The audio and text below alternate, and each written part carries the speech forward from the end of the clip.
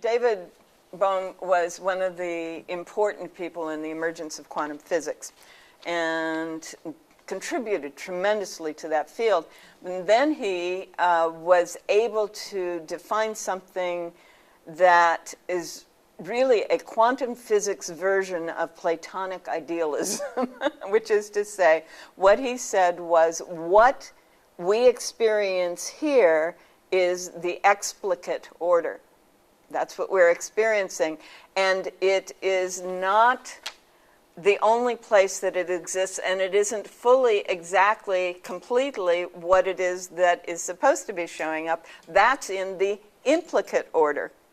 And he says that when consciousness interacts with the quantum field, something emerges. As if you've ever heard of the double slit experiment in physicists, if you're observing it, it turns out to be particles. If you're not observing it, it's more likely to be waves, regardless of the structure of the experiment, regardless of when you change the experiment, regardless of whether the observer is a person or a camera. It really doesn't matter. And so consciousness interacting with the quantum field is what turns the implicate, the possible, into the explicate, the experienced. Okay, so those are two of his very important contributions. And it actually is a reasonable theoretical movement to go from what is being explained between two people is the explicate of something that's really trying to emerge out of the implicate, right? And so he went back to the concept of dialogue. Well, Plato, dialogue, funny thing about that. Right? So the way I define what he says, now I'm going to get this out of the way so it doesn't block anything he's trying to say, is that when I listen from the heart to what you are saying from the heart, something new emerges that never existed before. Now that's what I call dialogue. That's my take on what David has to say. Now he's standing here and he's going, all right, are you done? Now, I'm not a channel in the sense of being, I'll sit here and I'll become David Bohm. I don't do that. I don't ever want to do that. I don't encourage that. I don't think it's appropriate. However, every now and then someone shows up, and they usually show up out of a group of men who are world-changing presences. They were very active in doing wonderful things for the world in this life. They tend to be in the sciences because that's what I grew up in and that's what I was trained in. And they hang out in this space that I call the bliss cloud.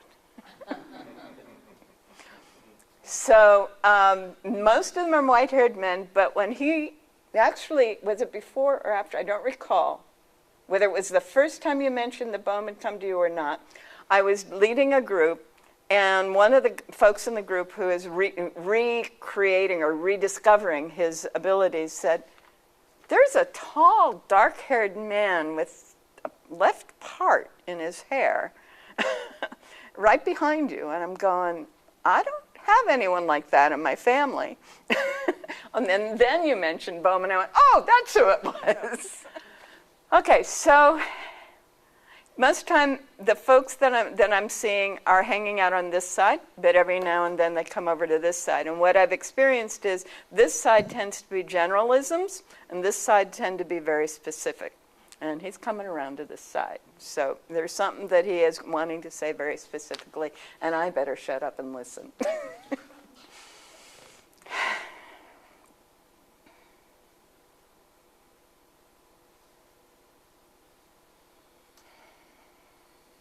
Okay.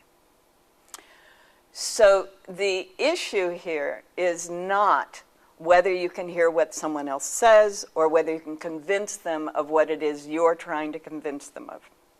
The issue, he says, is whether you can be open to what is trying to be said through the 2 or 4 or 8 or however many people are present.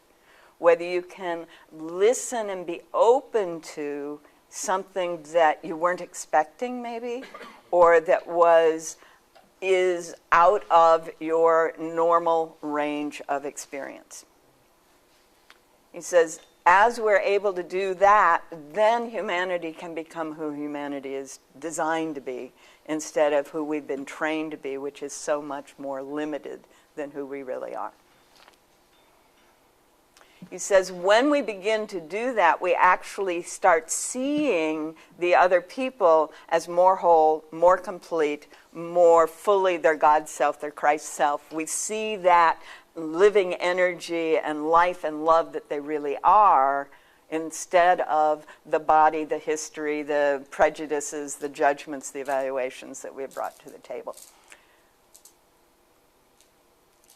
He'd like us to consider the possibility of doing this with people we don't really know at first, and easing in to doing it with the people that are close to us, because it's harder to do it with the people we have history with, because the history gets in the way. So this is an ideal environment. And as we can do it with those people who are further out and come in closer and closer, when we get to the point where we can do it with the people who are closest to us, he's saying, then we can do it with ourselves. And when we can have true dialogue with ourselves, then those parts of ourselves that have been left out, if you will, can be reintegrated.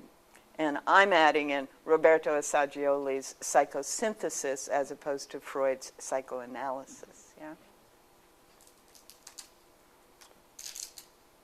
He says it doesn't matter what the subject is, because wherever you start, as you open the heart, the true communication takes place. So it can be about the weather, it can be about, so-and-so's whatever.